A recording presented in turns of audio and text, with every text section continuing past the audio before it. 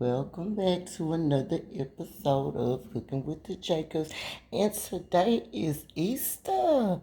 And we're going to do some oxtails, baby.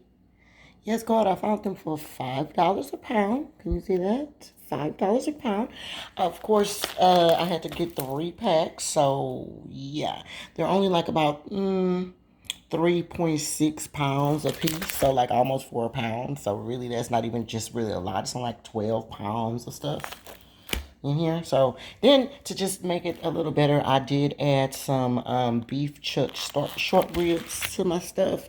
I'm gonna add that in there too, just for some more meat. So if y'all want to see how that goes, then stay tuned. Okay, guys, I am back. And hopefully y'all can see that. The worst part about recording is trying to make sure this camera is right.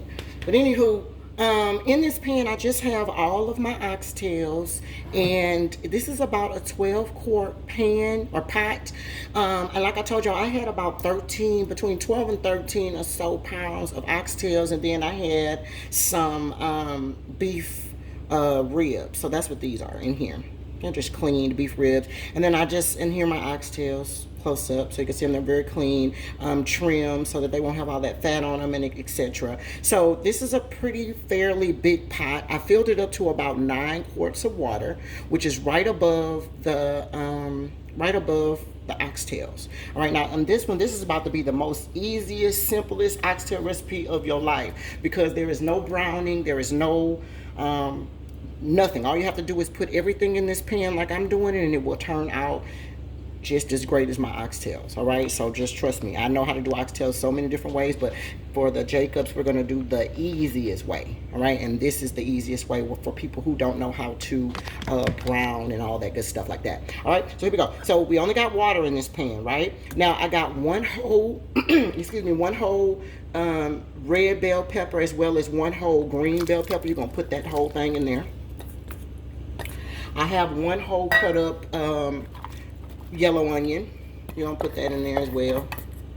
And then the last thing you're going to put in here is, before you get the seasoning in it, is you're going to put you 1 pack of onion soup mix. And you just dump that in there. Just like that. All right, now it's to seasoning your beef. Of course, I'm going to use my Jacob's special blend, but for the most part, you guys already know what my normal seasonings are in there. And that is, it's going to be a little seasoned salt, garlic powder, onion powder, accent. Might be a little bit of Italian seasoning in there, but you don't want to put too much of that. Black pepper, or in my case, I have some white pepper, but black pepper goes in there. Okay. Also gonna put, like I said, some accent. Fix the camera. Hopefully y'all can see. Yeah. All right. So put some accent in there. Now I'm gonna put me some onion powder in there.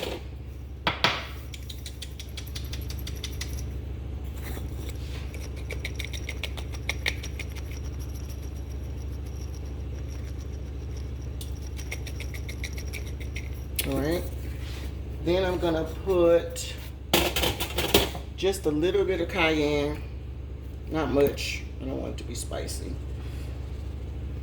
So about maybe like, a teaspoon and a half or so. We're gonna put some, put a little bit of Tony Chachere's in there. Now, if any of these seasonings that I put in here that you don't particularly like, you can disregard them, and then just put whatever you like to flavor your beef with. But these are just my normal seasonings that I love, so of course I'm going to use them. And I think that's going to be about it for now. So what you're going to do is, once you finish putting all this stuff up in there, right, all you're going to do is you're going to wait for it to come to a boil, and then you're going to cover it.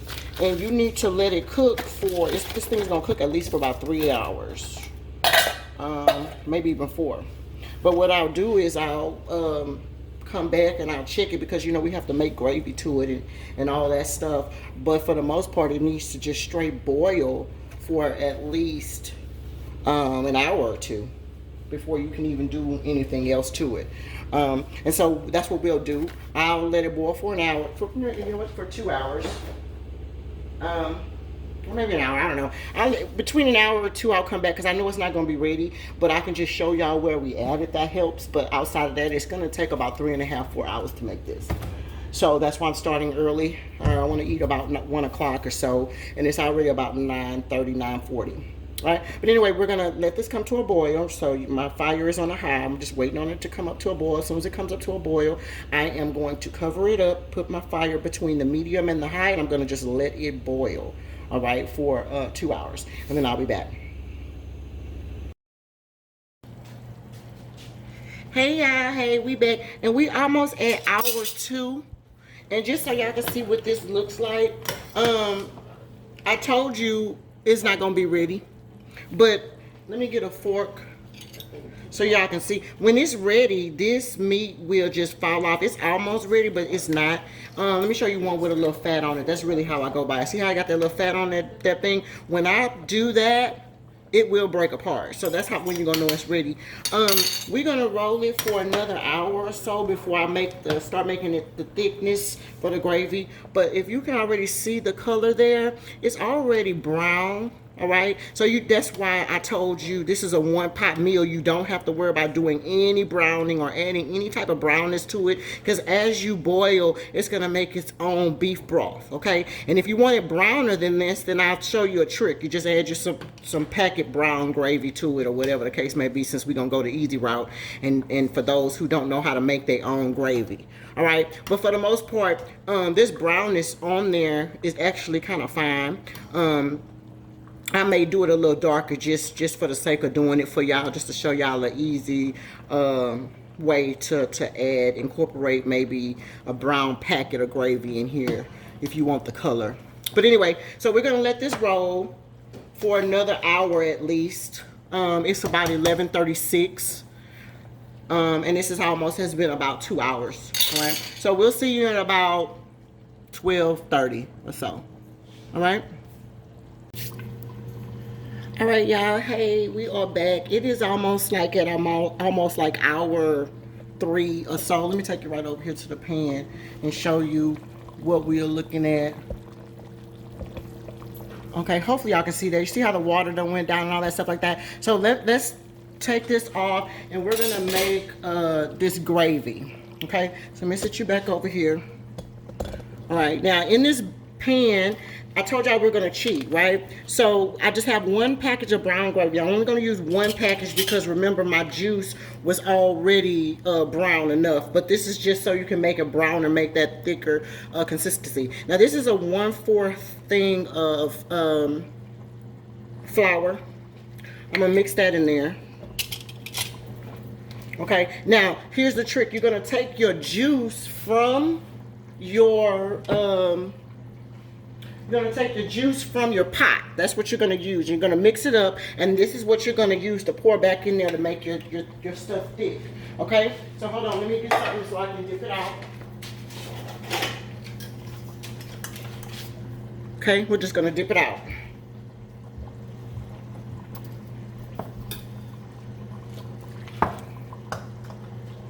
Put you at least about two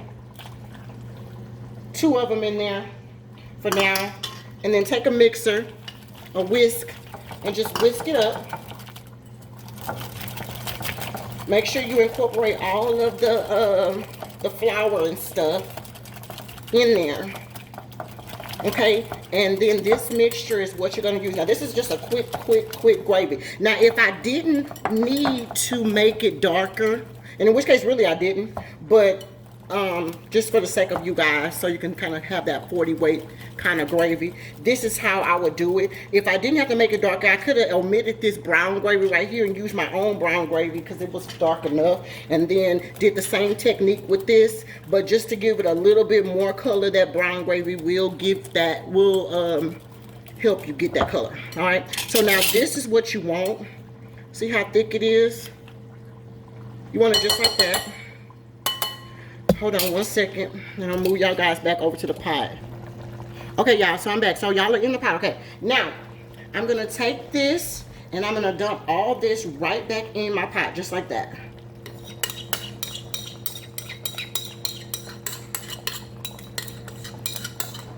Okay. Now my fire is still on between the medium and the low. All right, then you're gonna take your big spoon. Let me pull you guys over there so you can see that, and just stir it in. Like that. Now at this point, I'm gonna cut my fire between the medium and the low so that it can slowly cook, and this will thicken up. Okay. So you can see how thick it is already right now. As it cooks, it will thicken. And that's what we're gonna put over our rice. All right, so just make sure that that's mixed up. And that's why it was very important to make sure that you, mix it well, because you don't want any like flour or anything popping up in your pan. And then just to show you guys where we are with the tenderness, here's a beef rib. Okay, it's come off the bone. Can y'all see that? Yes. All right, so, see how it's breaking off? That part. That's what we want. Okay. Now, you can also taste your gravy at this point. I already tasted mine, and it's fine. I don't need anything extra to it. But if you did, you can go ahead and add it now. This is kind of your last chance to make sure your flavor's there. But for mine, the most part, it's fine with me. All right. So now you see how it still has that little bubble in it. That's what you want. All right. I'm gonna put it still, though it needs to be kind of on the low. Well, not all the way low, maybe between the medium and the low. You don't want it to do too fast. Just make sure it's not sticking. Come back occasionally, and for that last 30 minutes that you're gonna cook these, you're just gonna come back and make sure that it's not sticking to the bottom. All right, and just make sure that your gravy is thickening up as the way you want it. And like I said, the more you cook it, it will thicken. Okay, so we got about 30 more minutes on that. Let's leave that, and then I'll see you guys when it is ready. All right, y'all, so I am back, and this is the final product of the oxtails. Hopefully y'all can see that. The gravy is just as thick as it should be. So you can just put that over some rice, and the more it cools, the thicker your gravy will get. But as you can see, all of your stuff is going to be very much so tender. Let me just show you one more time. See that? Yes, to tenderness. Okay, just with a fork. Hello, that part. That's what you want. Now this has been about 3.5 hours cooked.